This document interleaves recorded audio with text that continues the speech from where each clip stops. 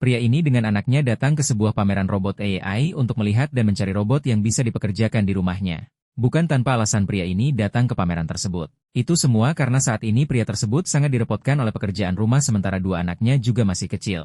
Apalagi istrinya yang saat ini berada di rumah sakit mempunyai penyakit jantung dan membutuhkan pendonor. Sementara pria ini harus bekerja sebagai mandor di proyeknya. Saat di pameran, karena terlalu fokus, anaknya pergi terpisah dari pria ini. Tapi tiba-tiba anak itu kembali dengan seorang wanita yang cantik. Ternyata, wanita tersebut bukanlah manusia melainkan robot yang diikut-sertakan di pameran itu. Keesokan hari, saat pria ini sedang mengurusi anaknya, tiba-tiba datang robot wanita yang ditemuinya di pameran. Robot itu ternyata sudah dibeli oleh pria tersebut untuk bekerja di rumahnya. Di rumah itu robot wanita ini mulai mempelajari isi rumah dan fokus terhadap pekerjaan rumah tangga. Suatu malam, anak perempuan di rumah ini berusaha mengambil sebuah toples makanan. Karena tidak sampai toples itu jatuh, dan seketika robot tadi melindungi anak itu namun ia terluka. Layaknya manusia, robot ini terluka tapi ia langsung mengobati lukanya dengan sebuah kertas khusus. Saat mengobati lukanya, pria ini datang untuk melihat bahkan ia terkesima melihat tampilan robot wanita itu. Kemudian esok harinya, mereka semua pergi ke rumah sakit untuk melihat istri pria itu.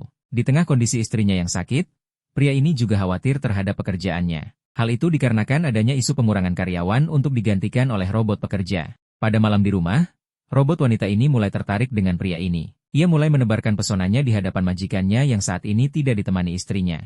Juga saat pria ini sedang menonton, robot itu mencoba menemaninya. Namun saat sedang menonton, tiba-tiba istri pria ini menelpon mengabarkan kalau ia baru saja mendapat pendonor. Setika mereka semua pergi ke rumah sakit. Sayangnya setibanya di sana, ternyata pendonor dibatalkan karena ada kecelakaan. Sepulang dari sana, pria ini sangat kecewa dan frustasi.